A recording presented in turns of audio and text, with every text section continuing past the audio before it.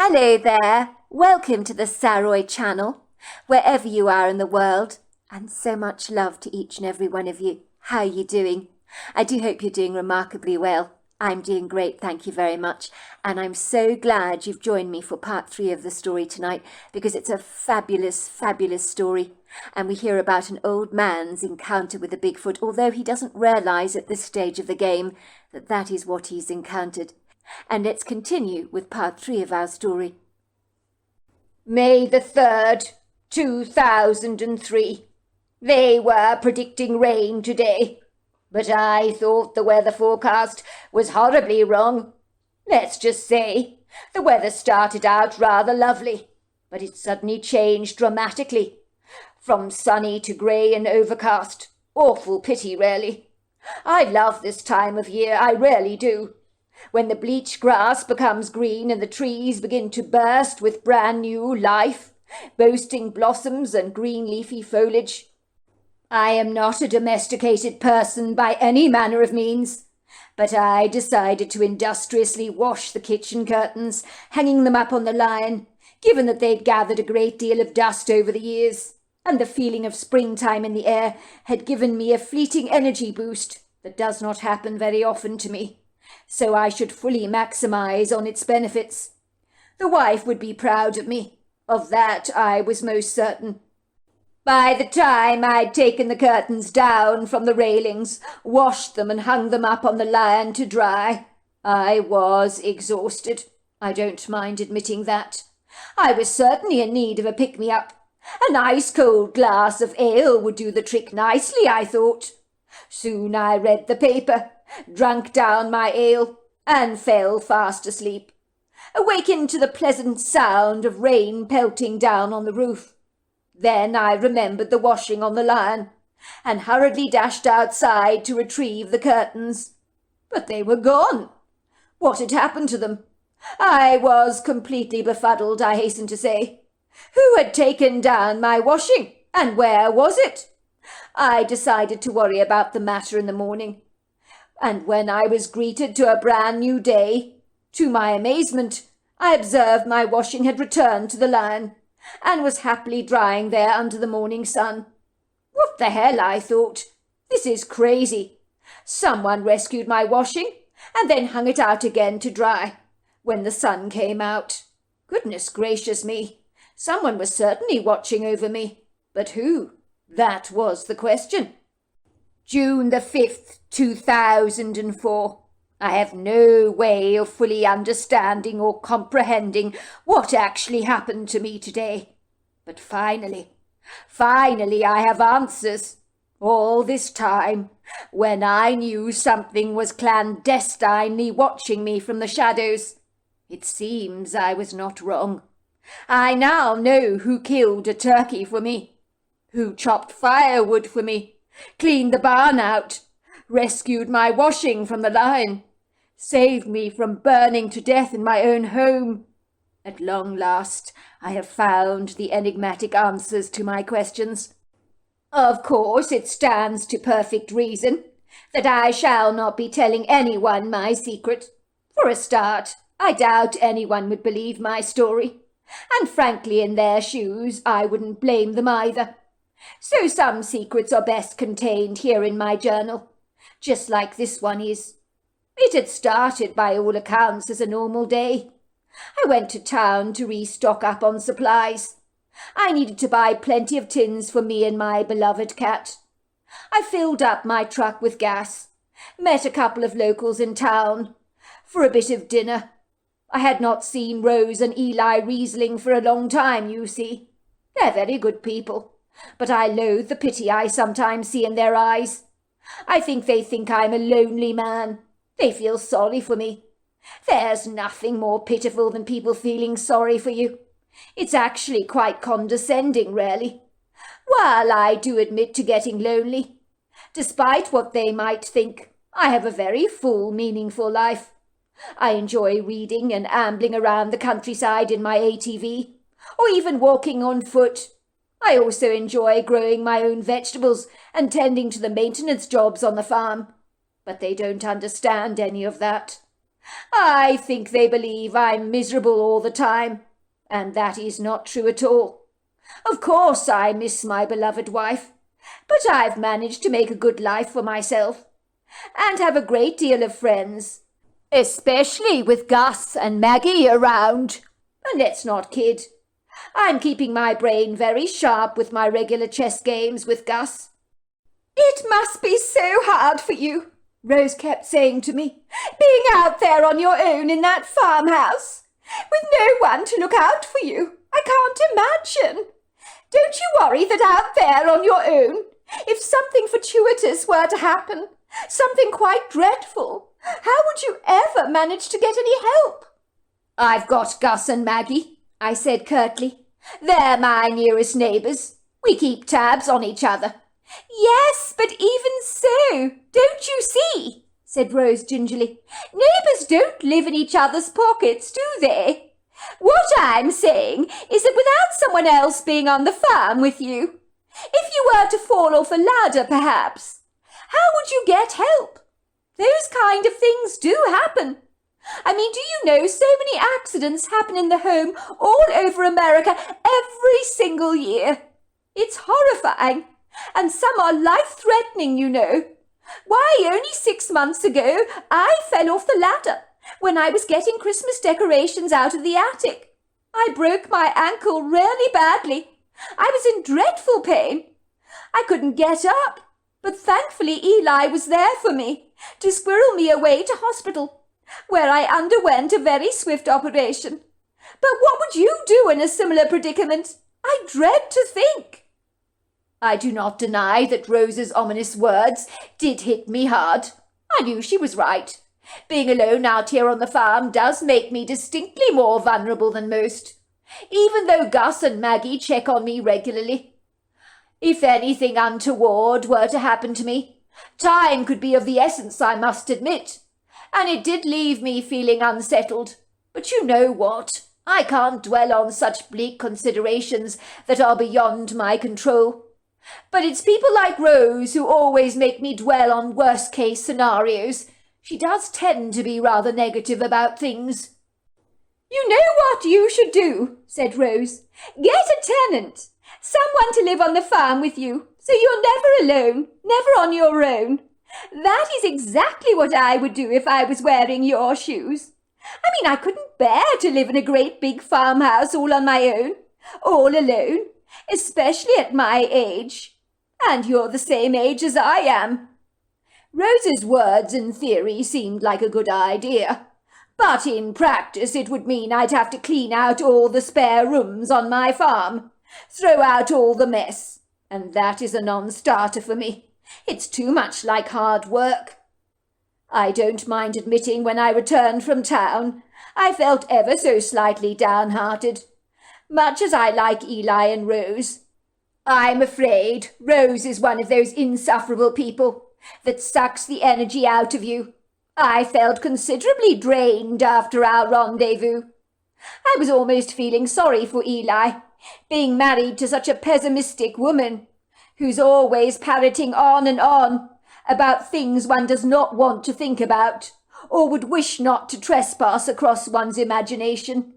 She was discussing a man who had a tapeworm in his body that was practically starving him to death, as the worm inside him was eating up all his food. This she discussed at great length while we were in the middle of eating our hamburgers.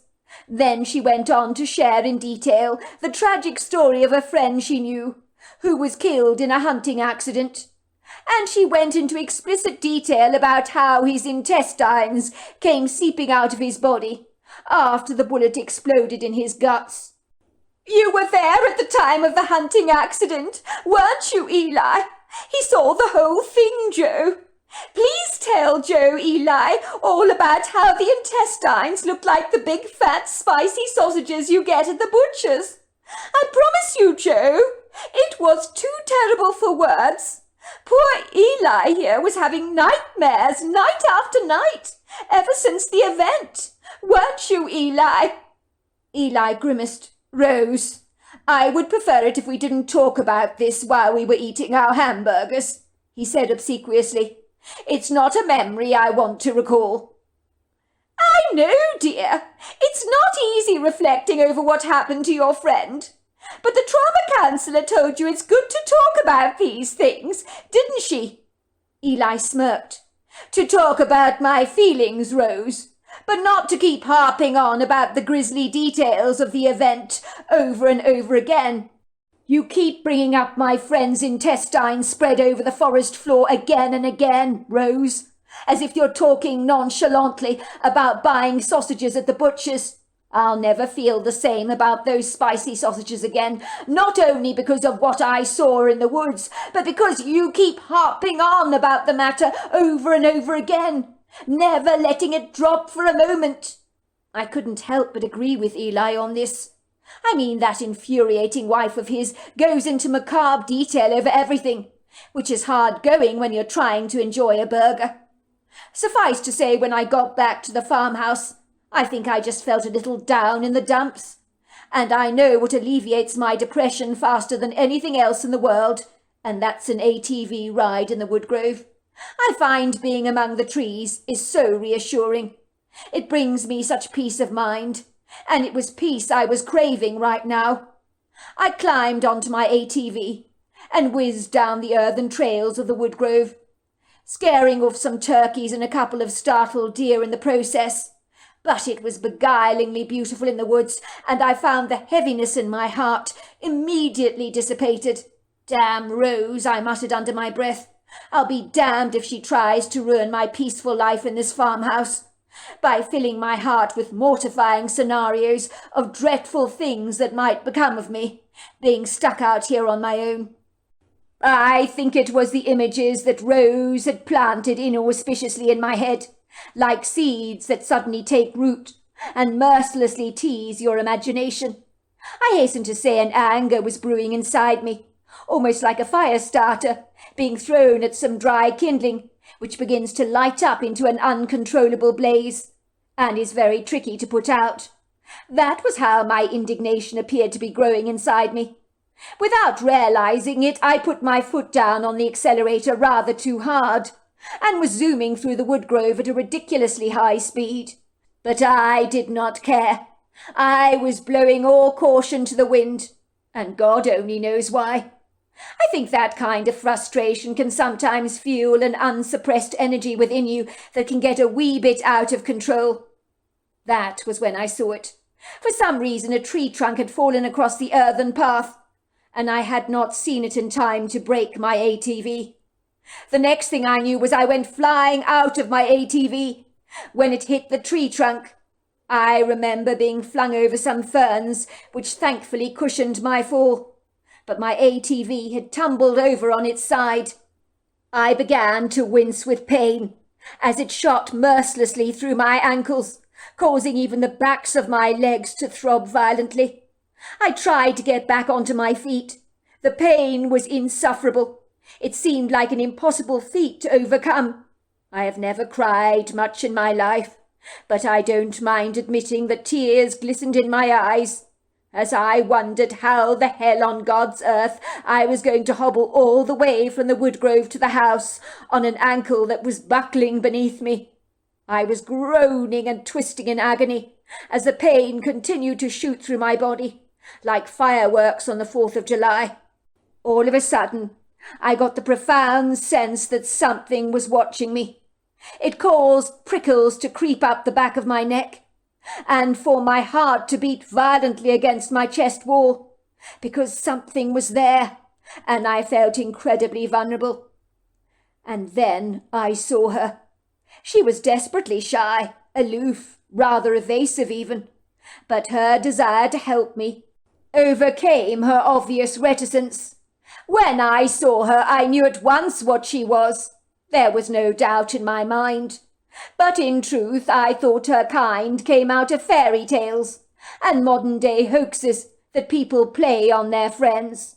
But not for the life of me did I remotely believe that a fictitious character in a fairy tale could actually be real. I remember when my mother used to read me fairy tales as a boy. I would ask her if unicorns, goblins, elves, and fairies were real, and she would say, I believe they may have existed at one time, Joe. I really do. For every fictional story must have been birthed out of some kind of truth. I know, for example, many of the Irish believe in the Fae. Indeed, there are hundreds of incredulous accounts that have been recorded over many years about the Fae. So you mark my words, there is curious stuff that happens outside in our world, beyond our ken. The creature that was standing before me was a Bigfoot. I sucked in my breath, wondering if the pain in my ankle had got so dreadfully bad that I was now beginning to hallucinate, seeing things that were not there. But I promise you this, she was as real as you or me. In truth, she was decidedly different to what I would imagine a Bigfoot to be. She didn't have primate influences like you would expect, apart from her overlong arms and the pyramid shape of her head. But otherwise she was remarkably human in every single regard. Only mighty in power and stature, of course. Her body was impressively built, like a great big hulking army tank. She was lofty, majestic, powerful and dense with muscle tone. The moment I saw her, my heart began to pump violently in my chest, not because I was afraid, but because, quite frankly, she was the most intimidating, daunting creature I have ever encountered. I guess I should have been terrified of her, but the benevolent expression she gave me allayed all my concerns, and instead of feeling fear, a warm kind of reassurance washed over me, and I felt completely at peace in her charge. She looked on me lovingly, in the devoted, adoring way a mother looks upon her child, but I knew she'd have much preferred to remain in the shadows. But she had shown herself to me, to give me the help that I so clearly needed at this point in time. She ambled over to me, squatting down on her haunches and examining my ankle.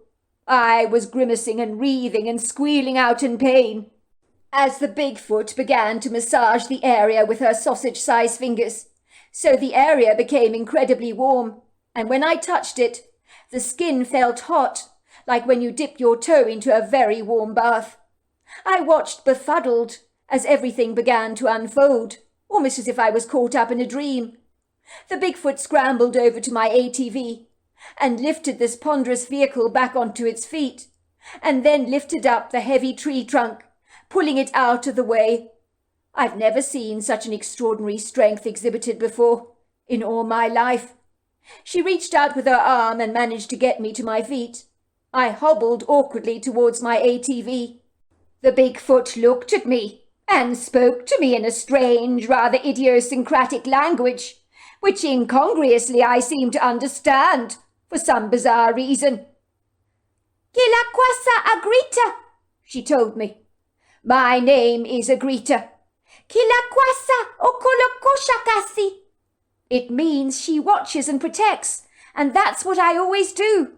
"Kolaki saka, ho golokashi, ho manikale kwasa noko." You do only get yourself into some tight scrapes, don't you? Luckily you've got me to help bail you out, she said. She spoke with a genuine warm sense of humour. Once I was back on my ATV, the Bigfoot ran by my side when I started up the engine and drove steadily back to the farmhouse. "Kila kwasa, hokoli nakasi konokwa." "Just rest your foot," she told me. "Your ankle's not broken. Kilono kosakan. You'll be better in the morning." And with that she glided away and was gone. When I woke up the following morning, my foot, I hasten to say, was absolutely fine. I certainly did not need a trip to the ER. I couldn't help feeling that the Bigfoot, when she touched my painful area with her warm hands, had performed in some way a natural healing for me. She was certainly a magical creature, that was for sure. I smiled to myself on the irony of things when I thought back of Rose's comments the previous day about me being all on my own. It would seem she was wrong about that.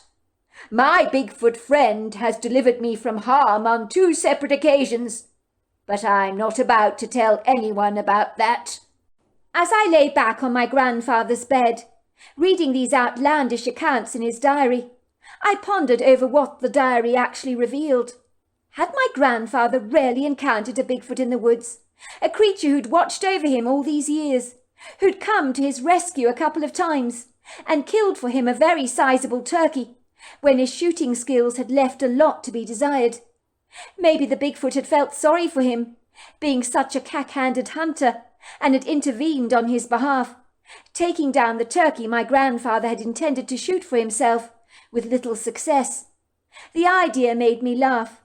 It was a remarkable story, and it might well explain why Gus had informed me that my grandfather's body had been covered by fresh alpine flowers. Could Agrita, the female Bigfoot, have been so sad about my grandfather's passing that she had expressed her condolences by arranging flowers around his deceased corpse? But if that was indeed the case, how did she even know he was dead? Perhaps some mysteries will always remain unanswered. The next days were quite uneventful, as I tossed away a plethora of my grandfather's stuff, although Maggie, Gus's wife, did pop over to see me with a delicious basket of goodies from her farm, which included homemade bread, milk, cheese, cream, honey, eggs, and freshly baked chicken and ham pie, along with date and walnut muffins. "Hello, dear," she said, giving me a huge smile, and climbing out of a rather scratched-up-looking SUV. She trotted over to me with a large basket in her hands. "This is for you. Just some farming produce and a few of my baked goods. My husband Gus told me all about you, and what you're doing here. What a lonely job, cleaning up after your grandfather Joe. I thought some light refreshments were obviously in order, and I wondered if you fancied a little girly chat. It can get awfully lonely out here, and sometimes the cell phone reception can be hit and miss. But more to the point, how are you doing?" "Well, it hasn't been too bad. I'm making good progress, I suppose. Thank you for these lovely gifts. It's so kind of you. Would you like to come in for a coffee?" "Do I look the type to look a gift horse in the mouth?" she teased. "I'm sure Gus has told you all about me. I love a quintessential excuse for a good old natter. And out here on the farm, friends are a valuable treasure indeed, which I have always esteemed gratefully. So I'm not going to say no to that coffee that you're offering, although I would prefer it if it was tea, if you don't mind." "Tea it is, then," I said, ushering Maggie into the farmhouse. She glanced briefly over at the huge drum containing my grandfather's trash that was parked only a few yards away from the front door, where black bin liners were piled up high, one on top of the other, in a huge heap. She raised a brow. "It looks like you've had your work cut out for you, and that you've thrown out quite a lot of stuff," she said sympathetically. "Unfortunately, Joe was quite a hoarder. I knew he kept a couple of rooms in his house very nice, for the purpose of entertaining fortuitous visitors, but let's just say the rest of the house was pandemonium. I offered to help him sort it out, you know, but Joe, he could be a very proud man. I think he was embarrassed by the mess. If we visited him, he would squirrel us away to the tidy living room. If you didn't know any better, you'd believe the rest of the house was scrupulously tidy. So it was quite the shocker when we ventured into the other rooms of the house. But by the looks of things, and the lovely smell of lavender polish, you've done a sterling job here." I liked Maggie at once. She wore her heart on her sleeve, and was easygoing and carefree. She had dark short hair, and brown bear-like eyes, and she had a pear-shaped matriarch-like figure, which was very endearing, which made me like her all the more. Soon I was bustling around the kitchen with a kettle singing away merrily on the hob, but I didn't stand on ceremony, and just threw tea bags into 2 mugs, and presented one to Maggie.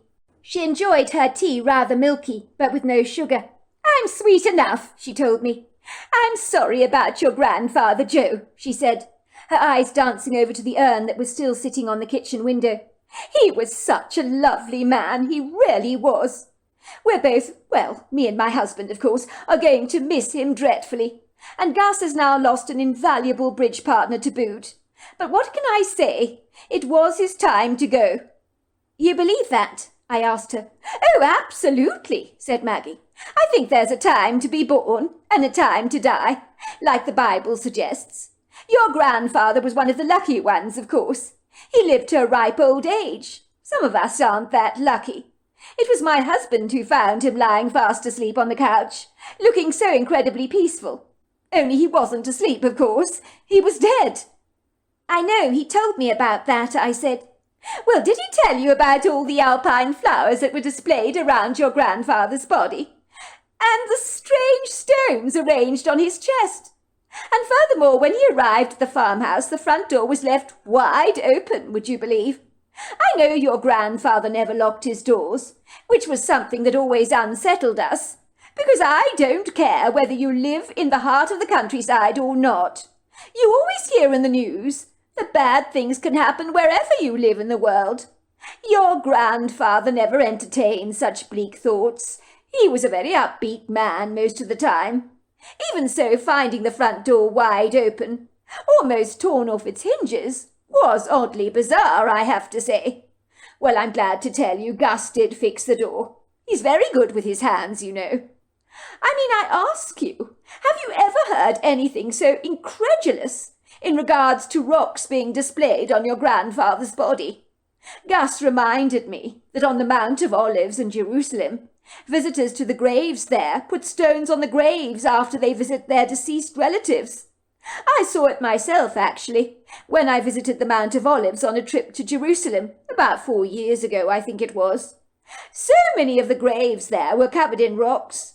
I believe they do it to keep the departed where they belong. But arranging stones on a dead man's chest, well, it makes no sense to me at all, she said, shaking her head vehemently. Gus got the impression that the stones had been arranged symbolically. Needless to say, my husband wisely removed the stones off the body. He certainly didn't want the emergency services to think that he had done this outlandish stuff to the corpse. What would they think? He was a complete oddball or something. Maggie lowered her voice, holding my stare with her eyes. But get this, Gus told me the stones to the touch were hot. You know, like those hot stones they use for massage therapies. It was very bizarre. Maggie released a long-drawn-out sigh that sounded remarkably like a bus exhaust when the bus grinds to a noisy stop. Well, it suggests that someone out there knew your grandfather had died. The coroner said he died of natural causes. There was nothing sinister about his demise at all. I think the person that found your grandfather put some flowers around him and walked off into the sunset. They wanted somebody else to find him. They obviously didn't want to call the authorities themselves. People can be very strange, you know. They like to distance themselves from uncomfortable scenarios, don't they? Do you think you know who might have done all this bizarre stuff to my grandfather's body? I asked Maggie pointedly. You know what? I've been thinking about that an awful lot as it happens, and I believe it may well be Rose and Eli.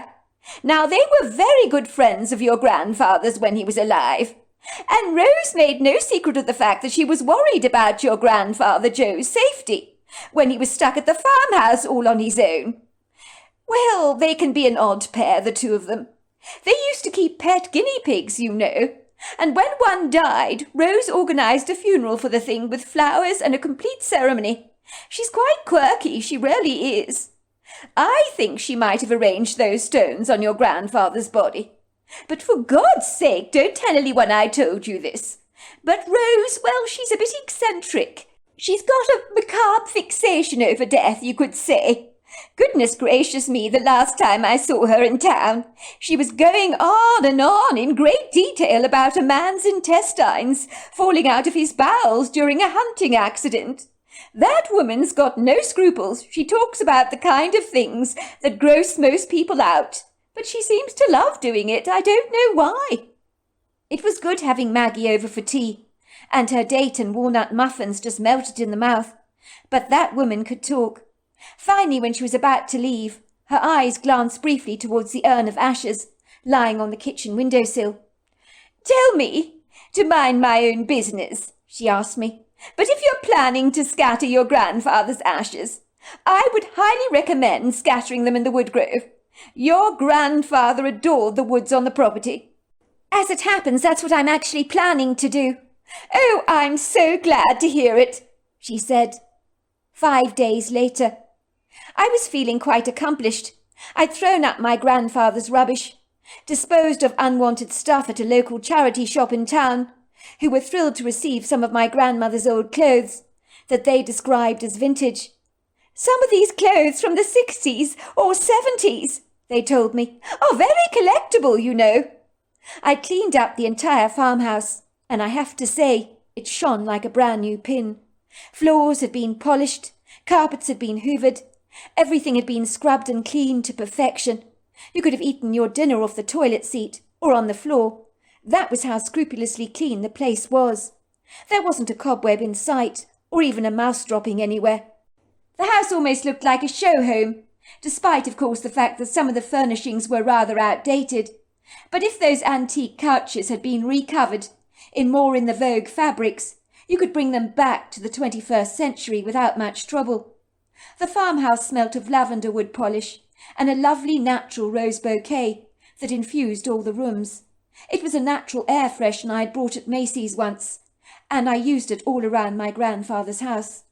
I called the estate agent, Mr. Edmund Brown, around to the property to give it the once-over and a brief assessment for me. He was a quiet, unassuming man, in his early 60s, I believe, with a shock of white hair on his head and piercing blue eyes that looked right through you. He was wearing a pinstriped, rather debonair grey suit, a white cotton shirt, and a paisley tie, along with a pair of rather trendy-looking pointed crocodile shoes. He seemed fully satisfied that my grandfather's place was now suitable to be finally put on the market, and was pleased by how good the place actually looked. "It should sell easily now. It looks very well presented, thanks to you," he told me. I'd informed my father that I'd completed the job, and he sighed with relief, glad he didn't have to make that trip all the way from Australia to attend to his late father's property. "You're a gem, Haley. You really are. I don't know what I would have done without you. You've taken all the heartbreak out of this situation for me." "It's a pleasure, Dad," I told him, and this time I really did mean it. I thought cleaning up after my grandfather would be an unpleasant, laborious and unenviable job, but I'd felt a certain amount of satisfaction, having transformed a pigsty into a desirable country home. Moreover, I had thoroughly enjoyed my time out here. I'd spent several enjoyable evenings with Gus and Maggie at their home. Gus taught me how to play beginner's chess, as well as teaching me how to play bridge, 2 games he regularly played with my grandfather, to keep their brains young. I also met Rose and Eli Falconer, and learnt all about the funeral she had had for her pet guinea pig that she'd called Oswald. "Oh, Oswald was so precious to me," she told me, dipping her head sadly. "I believe our animals should also have a send-off much like our own. Why should they be deprived of that?" she told me. "They also have spirits, you know, just like we do. I know without Oswald in our lives, life will never be quite the same for the both of us. It was so tragic losing him like that, finding him dead in his den one morning." Eli nodded in agreement. "What can you do? Death comes for us all in the end," he said. Ostensibly, despite what Maggie had told me about the Falconers, I very much doubted that they were responsible for arranging the stones over my grandfather's dead corpse and covering his body with flowers. I had other ideas as to who had done that for my grandfather, but I kept those clandestine thoughts all to myself. On the day I was due to return home, I had one last thing to do, and that was to scatter my grandfather's ashes in the woodgrove. I'd bought flowers from town, and intended to perform my own little ceremony for him in the woods. After reading his journal, I felt incredibly close to my grandfather, and I thought he deserved his own little private ceremony. I'd taken a stroll in the woods on a couple of occasions, after working hard in the farmhouse, but I'd seen no sight or sound of the Bigfoot my grandfather had talked about in his journal, and I don't mind admitting I was a tad disappointed about that. But I had to remind myself that my grandfather had lived on this property for many years, and a Bigfoot had watched over him and physically shown herself to him once. I had been staying at the farmhouse for 1 week, so the chances of seeing the evasive, rather elusive creature were rather remote, and I guess I reconciled myself to this fact. I trudged into the woodgrove with a very heavy heart. I was very sad that the farmhouse would be soon put on the market, sad I'd never come back to this beautiful place again, that had grown on me over the last few days, and even got under my skin. My apartment in Boston had never made me feel as connected as this. Having said that, I knew I would come back to this enchanting, prepossessing rural town again, to visit Maggie and Gus, who said I was welcome to stay with them whenever I wished, and some of the locals like the Falconers, who in only 1 week had succeeded in worming their way into my heart. I had found the locals to be warm and very welcoming, people who wore their hearts on their sleeves and was so in tune with Mother Nature. I had not missed my home in Boston as I thought I would, and today I'd be sad to make that 11-hour trek back home. The woodgrove looked incredibly beguiling in the soft light of the early morning. The lofty trees were resplendently ablaze with colours like rich reds, golds, russets and orange leaves that adorned the boughs of the trees, almost as if the entire woodgrove had purposely dressed up in its finery, just to bid my grandfather farewell. I could see why my grandfather would want his ashes scattered here. I really could. The earthen floor was covered with a confetti of colourful leaves, which I kicked up reflectively as I walked down the earthen paths, with my thoughts entirely focused on my grandfather and his precious memory. I observed a squirrel darting from one branch to another, its nose twitching, its dark beady eyes pinned on me. I could hear the trill of the pretty birdsong in the valley, and that was when I heard something else, moving towards me, heavy, ponderous feet, that were also kicking up the leaves like I had been doing. And then there she was, standing several feet away from me. In that moment, I thought I had to be seeing things. I was tempted to rub my eyes to check that I was indeed wide awake, but I knew what I was seeing was real. It was the female Bigfoot that my grandfather obviously knew. And she was a remarkably beautiful creature, majestic, lofty, incredibly magnificent. A wind blew through her long flowing hair. There was a dark brown colour with an auburn hue. The creature had a remarkably human face. She seemed a little shy at first, and then indicated for me to follow her. "Hilakikwa, it's time," she told me, in a language that I seemed to understand for some incomprehensible reason. "Kilontwa, sikashoko, he's here with us, your grandfather," she told me. "Kiloko shakasina, kolomakisi, I'll show you where he wants his ashes scattered." The Bigfoot led me to the most beautiful resplendent oak tree that I'd ever seen in my life. "Your grandfather loved this tree," she told me. "Kotakika omokola." The Bigfoot got onto her haunches and dug up the soil with her hands, and then she asked me to spill the ashes into the soil, which is exactly what I did. We covered the ashes with soil, and both scattered the flowers I'd brought over the spot. For a moment, me and the Bigfoot stood together staring at the spot where my grandfather's ashes had been laid to rest. I think we were both mentally saying our goodbyes to him. It felt so natural standing next to her, almost as if I'd known her all my life. The Bigfoot then patted me on the back very gently and brushed away some pollen that had stuck to my shirt. Her soulful brown eyes met mine for a moment. They were the most beautiful eyes I've ever seen. "Gilakwi koshona, gilani koso kanaki, akolo makasa." "He told me to tell you thanks for cleaning up his place. He's gone now," she said. "He's got a big smile on his face. He's at peace." The Bigfoot then tapped me gently on the back once more and said, "Kilaniko masikasho. Thanks for doing this." And then I watched her gliding away. She glanced over at me briefly, nodding her head, and then she was gone. I had to pinch myself and say, "Are you sure that happened?" But I assure you, it really did. For some reason, spending a week at my grandfather's house had changed me. The following week there was a knock at my door in Boston, a salesman trying to sell me some of his cleaning products. And I surprised myself by saying, "No, I'm sorry, I'm not interested." That was a breakthrough moment for me. I was no longer the people pleaser that kept saying yes to everyone. I'd finally found some backbone. So there you are. That's my story. Wow, what an incredible story. Until next time, goodbye and good night.